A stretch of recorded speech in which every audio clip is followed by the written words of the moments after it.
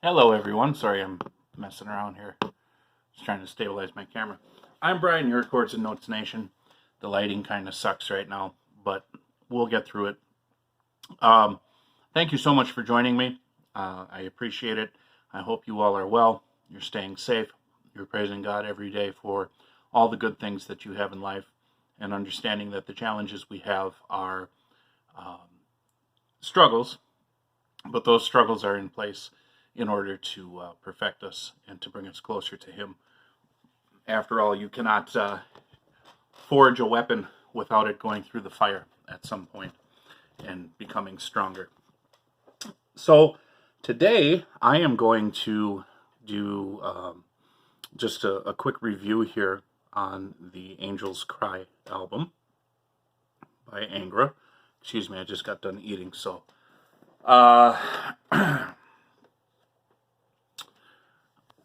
yeah. So anyway, so those of you who are new to the channel, typically what I like to do is when I'm introduced to some new music, I will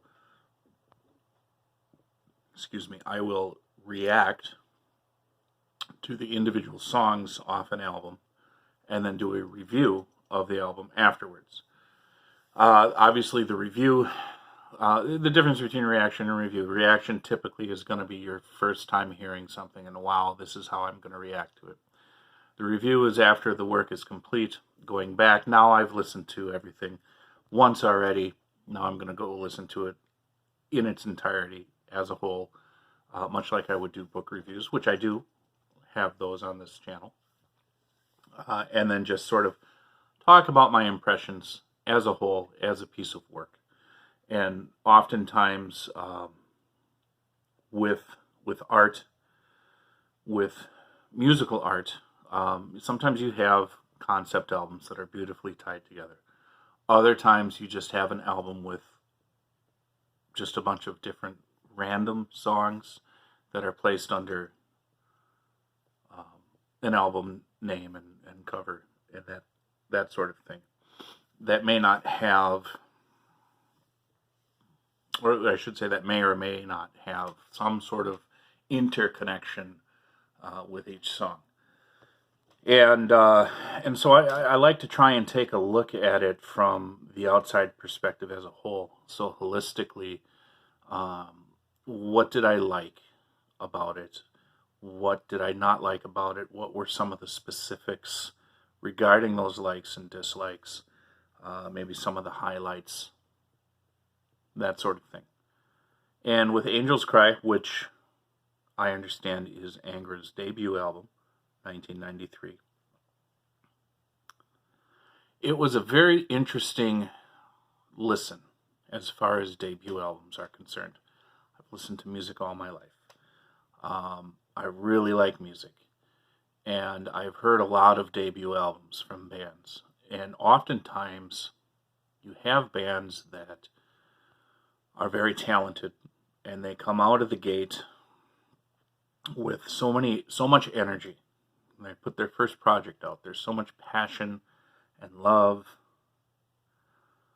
and talent put into it. But oftentimes, it can come across as raw or pretentious, and you pick up on that, especially if you have subsequent albums from the band to use as a point of reference. So, for example, Rush being my favorite band of all time, their first album was pretty raw, but it was really good.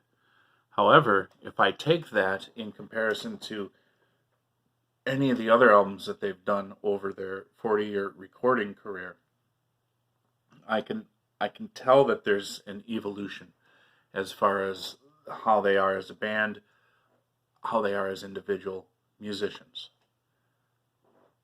And so now getting back to Angra, what I was most impressed with is it wasn't raw in that sense. There was a lot of really good compositional skills on display in this album. And for the symphonic metal genre, there's always going to be a symphonic approach which has its roots in classical music. And in symphonic metal, you're also going to have a lot of the traditional classical instruments transposed into, not necessarily transposed, but transferred into the sound. So there will be moments where you hear orchestration, like an orchestra behind the traditional rock or metal band. In certain parts, like just the very beginning, was very classical, very Renaissance period classical. At least I think it would have been Renaissance period.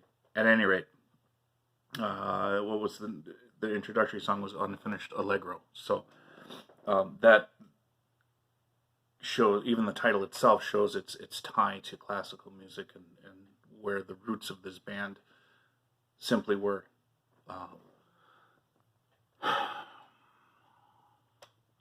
Yet at certain parts, it wasn't as refined as it could be. Like maybe some of the transitions, and I didn't write down specifics on that, but as I'm thinking about this album, now I'm starting to come up with a little bit more. I took a few notes here, but this is kind of going off the note card, and it's not written here.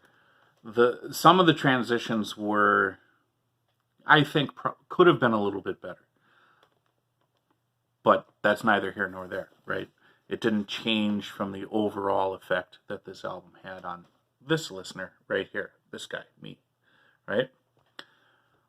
Some of the other highlights, I really, really, really like their rhythmic groups. When they started to get into the metal part of symphonic metal, and in songs such as Streets of Tomorrow, Angels Cry, those would be two examples.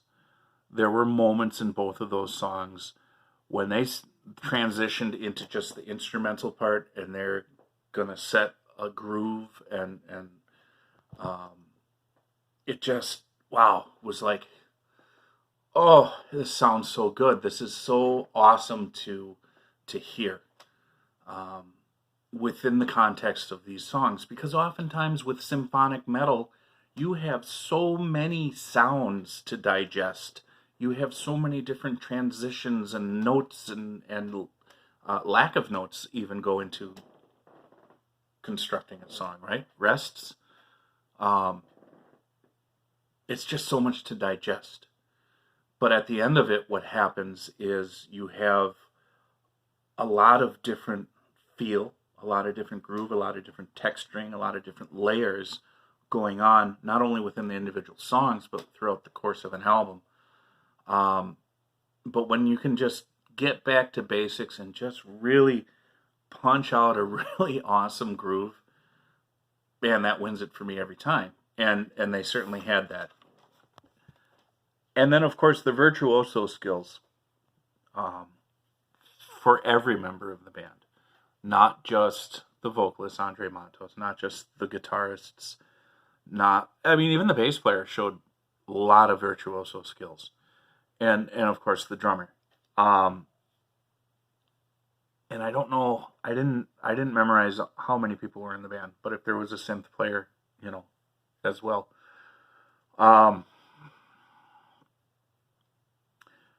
What oftentimes happens in this genre of music when you have people of such high skill, and if I remember correctly, I read a little something that they met in like a music college, which is very reminiscent of Dream Theater. And I know I've made this comparison before between Angra and Dream Theater, but there's a lot of similarities here to compare. What Dream Theater is, when they were young, their first couple of albums, it almost got annoying to the point of like, okay, it's very predictable in every song that each member of the band is going to have a certain amount of time to step forward and wow everyone with their skills and what they can do, and then go back into the song and just whatever. Angra, not so much. I think, and that's what sets Angra apart from bands like Dream Theater and other symphonic metal that I have heard, is the fact that they have tactfulness. I didn't really sense anything that was over the top, like, wow, look at me, look what I can do. I can play all these scales in 64th notes and not miss a note. There really wasn't any of that. There were times when it was there, but it was done so tactfully that it didn't become over the top and annoying. And they all understood their role within the song and what it is they were trying to create in that space of time. I really enjoyed the song Time, Angels Cry, Streets of Tomorrow, especially the intro, and Evil Warning. Those were the main songs that I really enjoyed. And the cool thing about going back and reviewing this album is, as many of you know, I've had a lot of life changes over the last year. So I haven't had a steady stream of videos coming out, and I haven't had the opportunity to get into a rhythm with listening to music. So some of these songs on this album I reviewed a year ago, and I haven't heard them since. So it was kind of nice to come back and listen to them in one solid chunk of time and just absorb everything.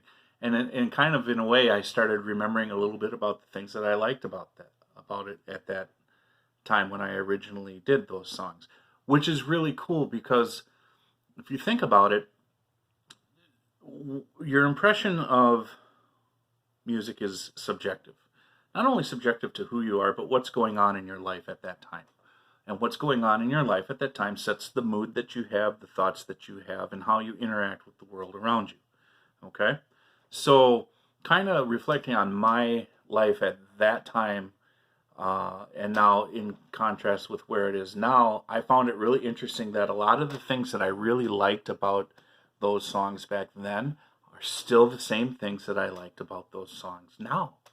Now, I haven't confirmed that yet because I haven't gone back to watch those videos again, but I would venture to say that it has not deviated that much. My opinion of the songs and what I like and what I don't like has not deviated that much. Again, and I didn't mention the things that I didn't like, but I have in past videos.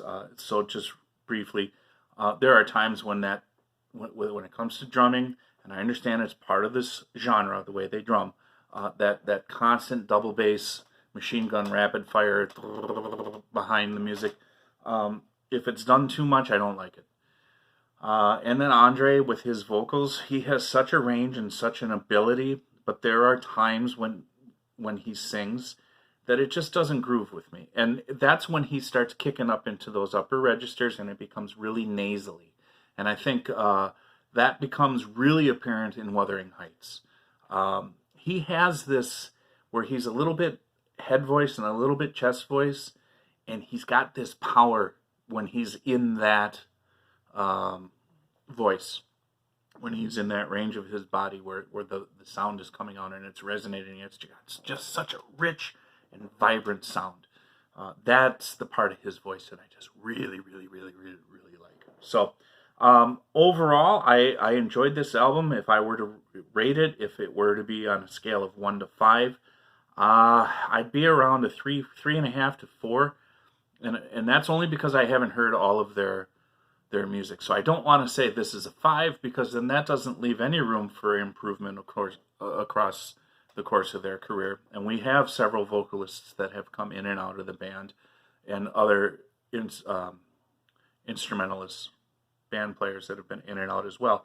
And anytime you start changing the chemistry of the band, it's going to add or detract to the overall quality of what they do, just as a point of nature. That's just the way it goes. So 3.5 to 4 is a very good start for a debut album, is it not? Well, in my book it is. So anyways, thank you so much. That's it.